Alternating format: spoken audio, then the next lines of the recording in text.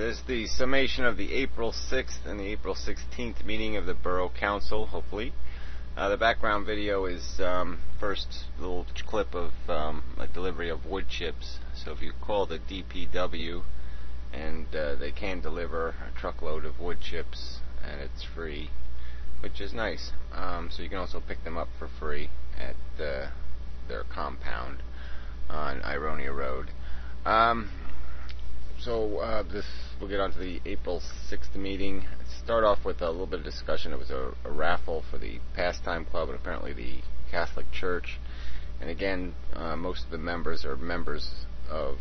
council members are members of one of those organizations.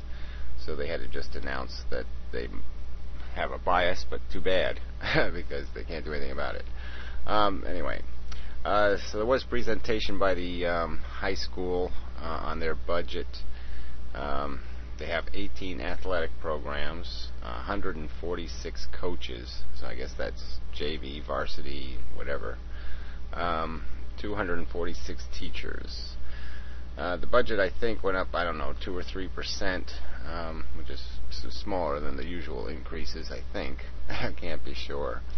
The special ed budget is somewhere around $340,000, which just seems kind of crazy. But, everybody wants to, placate, but it's really pretty impractical for what the price ends up being paid for very few students. Anyway, so there was a brush collection ordinance introduced, and apparently the system's going to be basically if you put up a pile of brush, nothing over 6 inches in diameter for a log, that you can call the town, the DPW, and they'll come by and chip it up and take it away.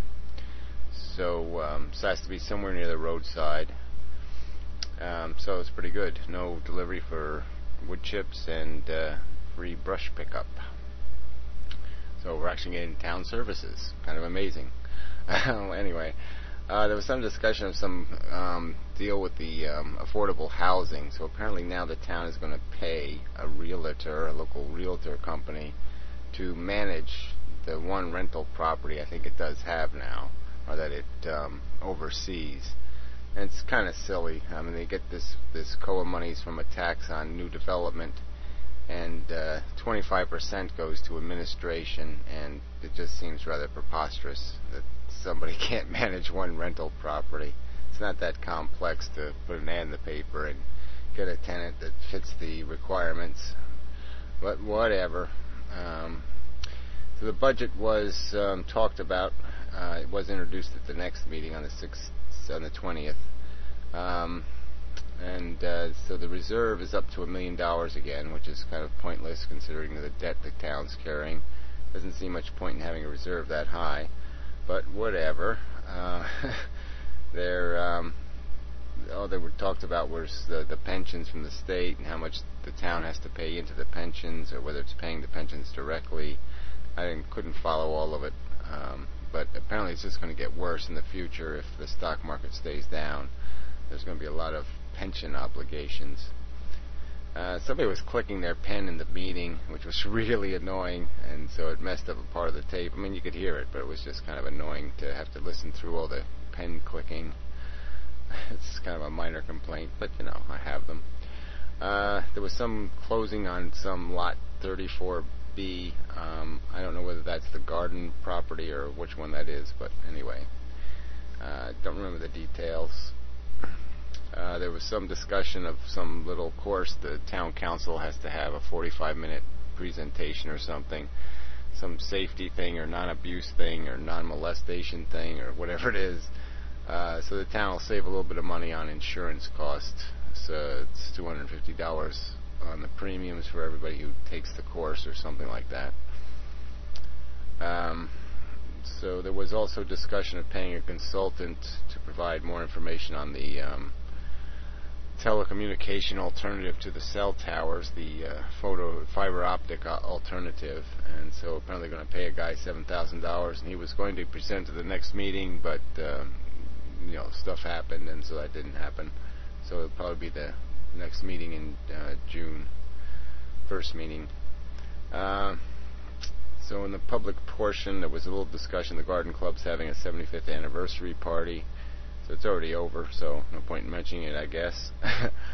And I did submit a question to the council regarding the $5,000 donation made by the bank to the town to pay for the expense of the new website.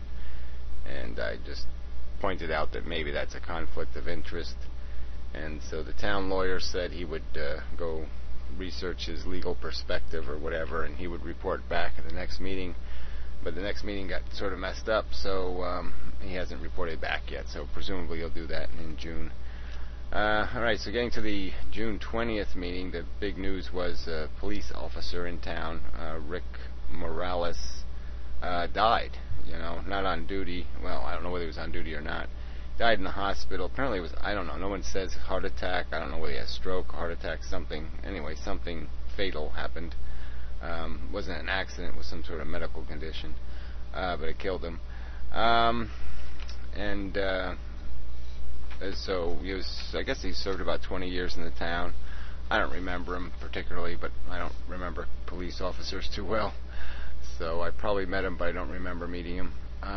He was the bicycle cop. He also ran marathons and other stuff, so it's a little spooky when the deliberately healthy kick off. The chaplain was invited to the meeting and gave a prayer.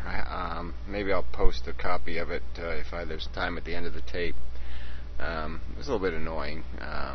I understand people die and all that stuff, but really there's no reason to have a religious ceremony as part of the meeting. Anyway, so a lot of stuff was postponed. The budget was introduced. Apparently it's going to be about a 5% increase in property taxes. Not sure the number. They didn't give a percentage increase. It's about $270,000, I think, which should work out to about that, but I'm not sure. Parking ordinance was also introduced. I have no details on that. There's going to be a fireworks display at the Rock Citicus golf course. I think it's in June, not sure. But that was approved by the council.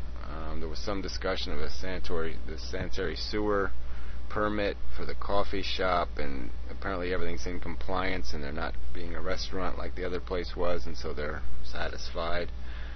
And there was a new fire inspector, I guess, deputy fire inspector hired, and there was some changes in the temporary budget between the sewer budget and the town budget. Some funds moved around. And there was some discussion of a tax overpayment. It was rather substantial, $100,000, that was paid twice, and so the town is refunding the initial wrong payment. And that's all I know about that, though. So I guess I'll leave the rest of this tape. So the rest is the fishing derby. It was kind of fun. The weather was a little dicey, but it turned out really nice. It only rained a little bit, and it was turnout was probably the best there's been so far. So it was pretty good considering it was unadvertised. So I think I'll just clip on the end here the little prayer thing the chaplain presented during the meeting, and that'll be all. So, till next time.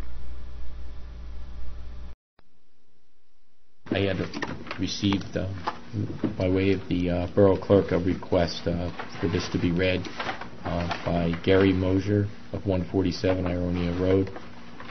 It is my understanding that a bank the town does business with donated $5,000 towards the cost of the new borough website.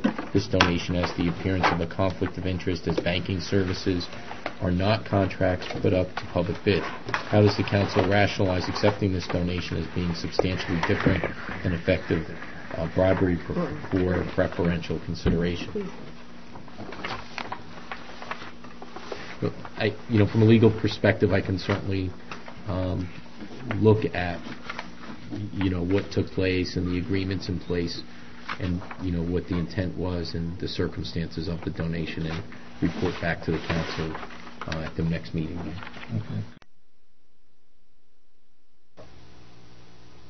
Gracious God, we are always aware of your presence. Sometimes it's very confusing, sometimes very challenging, but the way in which you touch life in our world is through other people. and none more special than that of a police officer. We definitely miss Richie. We know where he is and we know what he's about, but we also miss him. And we have lots of feelings that we need to share and have already and will continue to. And I know you understand that.